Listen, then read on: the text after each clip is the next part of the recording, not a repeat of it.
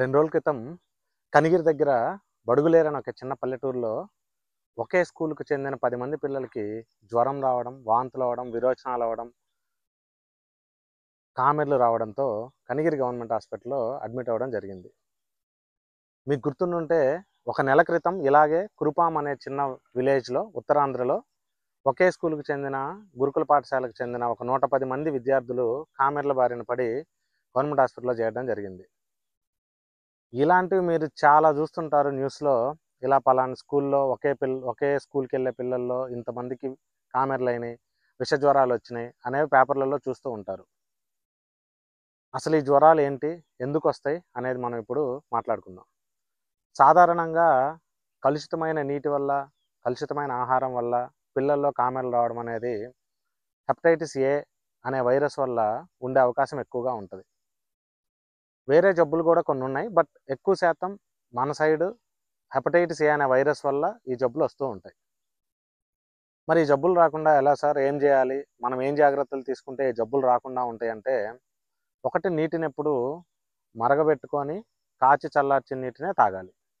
రెండోది బయట ఆహార పదార్థాలు తీసుకోకూడదు. ఈగలు వాలినవి, బయట మురికి కాలువల దగ్గర ఉన్నవి, లేదా రోడ్డు మీద ఉన్నప్పుడు ఆ దుమ్ము, ధూళి అంతా పడి ఇలా కలుషితమైన ఆహారం తినడం వల్ల ఇలాంటి జబ్బులు వస్తూ ఉంటాయి.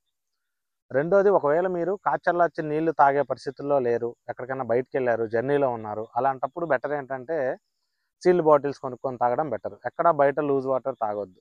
ఎందుకంటే అవి కలుషితమయ్యే అవకాశమే ఎక్కువ ఉంటుంది. సో ఇది ఈ జబ్బు రాకుండా చేసుకోవడానికి మనం తీసుకోవాల్సిన జాగ్రత్తలు. దీనికి ఇంకేమైనా ఆప్షన్ ఉందా సార్ అని అడిగితే, ఈ హెపటైటిస్ ఏ అనే వైరస్కి వ్యాక్సిన్ ఉంది.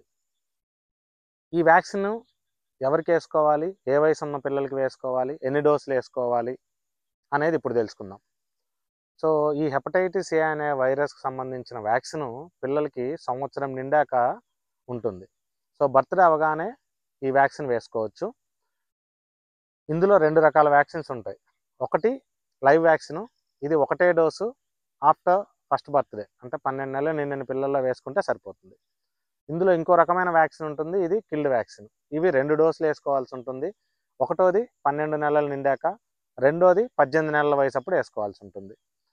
ఇవైతే 2 డోసుల్లో వేసుకుంటే సరిపోతుంది.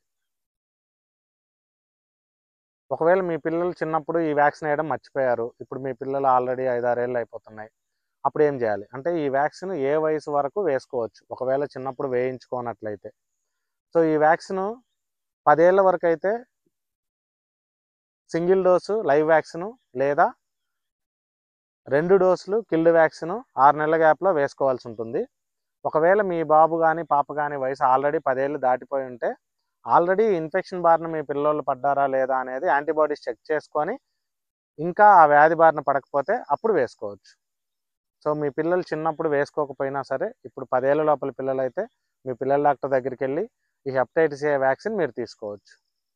సో ఇలా కలుషితమైన నీళ్ళ వల్ల వచ్చే ఇంకో ముఖ్యమైన జబ్బు ఏంటంటే టైఫాయిడ్ జ్వరం. సో మీరు వింటూనే ఉంటారు, ఎప్పుడు ఎవ్రీ సీజను టైఫాయిడ్ జ్వరాలు వస్తూనే ఉంటాయి. పిల్లల్ని వేసుకొని తిరుగుతూనే ఉంటారు హాస్పిటల్ చుట్టూ, వేలు ఖర్చు పెడుతూ ఉంటారు. కానీ ఈ టైఫాయిడ్ జ్వరం రాకుండా ఉండడానికి ఒక టీకా ఉంటుందని చాలామందికి అవగాహన లేదు. సో మనకి టైఫాయిడ్ జ్వరానికి టీకా కనిపెట్టి కూడా చాలా సంవత్సరాలు అయిపోయింది. సో టైఫాయిడ్ జ్వరం రాకుండా వేసుకునే టీకా 6 నెలలు నిండిన ప్రతి పిల్లాడికి వేసుకోవచ్చు. 6 నిండగానే ఆ టీకా వేస్తాము. అయితే ఒకవేళ మీ పిల్లలకి చిన్నప్పుడు అవి వేయించుకున్నట్లయితే 18 ఏళ్ల వరకు కూడా ఈ టీకాను వేయించుకోవచ్చు. ఈ టైఫాయిడ్ టీకా ఒకటే డోస్ ఉంటుంది. 6 నెలలు నిండిన దగ్గర నుంచి 18 ఏళ్ల లోపు వయసున్న ఎవరికైనా ఇది వేసుకోవచ్చు. ఒకటే డోస్ వేసుకుంటే సరిపోతుంది. మీకు దగ్గరలో ఉన్న మీ పిల్లల డాక్టర్ని కలవండి. టైఫాయిడ్ వ్యాక్సిన్ గురించి తెలుసుకొని ఆ టీకా వేయించుకోండి. సో ఈ టీకాలు ఎక్కువ మంది వేయించుకోకపోవడానికి గల కారణాలు ముఖ్యమైనవి 3 ఉన్నాయి. ఒకటి, చాలామంది దగ్గర ఈ టీకాలు వేయించుకునేంత మనీ ఉండవు, వాళ్ళు అఫోర్డబుల్ కాదు. సో వాళ్ళు వేయించుకోరు. ఇది అర్థం చేసుకోగలిగిన కారణం. రెండోది, దాన్ని అఫోర్డ్ చేయగలిగి ఉండి కూడా చాలామందికి అవగాహన లేక చాలామంది వేయించుకోరు. వాళ్ళకి అవగాహన కల్పిస్తే వేసుకుంటారు. 3, వీళ్ళు అవగాహన ఉంటుంది, ఇలా టీకాలు ఉన్నాయని కూడా తెలుసు, బట్ స్టిల్ వేయించుకోరు. ఎందుకు అంటే ఈ టీకాలు వీళ్ళు కేవలం డాక్టర్లు డబ్బుల కోసం వేస్తారు, ఇలా ప్రమోట్ చేస్తారు అని అనుకుంటూ ఉంటారు. సో అలా ఏమి ఉండదండి. ఈ టీకాల మీద చాలా పరిశోధన జరిగింది. ఒక టీకా బయటికి రావాలంటే చాలా పరిశోధన జరిగినాకనే బయటకు వస్తుంది. చాలామంది ఇది సేఫ్ అని తేలినాకనే వస్తుంది. 2 దీని ఎఫికసీ కూడా అండి, హెపటైటిస్ ఏ మరియు టైఫాయిడ్ టీకా ఈ రెండిటికి ఎఫికసీ మోర్ దాన్ 95%. సో మీ బేబీకి 95% ఈ జబ్బు వచ్చే అవకాశం లేనప్పుడు ఆ టీకా మీరు ఎఫర్ట్ చేయగలిగి కూడా మీరు వేయించుకోకపోవడం అనేది మూర్ఖత్వం అవుతుంది. ఇది కాకుండా ఈ మధ్య ఇంకో కొత్త బ్యాచ్ తయారయ్యారండి. టీకాలు వేసుకోవడం వల్ల ఏదో జబ్బులు వస్తాయని చాలామంది అక్కడ ఇక్కడ వింటూ ఉన్నాం. చాలామంది పేషెంట్లు అడుగుతూ ఉంటారు. ఇన్స్టాగ్రామ్లో కొంతమంది మేధావులు ఉంటారు. ఈ మేధావులు ఈ మేధావులు అందరూ ఉంటారు. వీళ్ళందరూ చెప్పడం ఏంటంటే టీకాలు వేయడం వల్ల ఇప్పుడు పిల్లల్లో జబ్బులు పెరిగిపోతున్నాయి అని చెప్పి ఒక వితండవాదం తీసుకొచ్చారండి. ఇందులో ఎంత మాత్రం నిజం లేదు.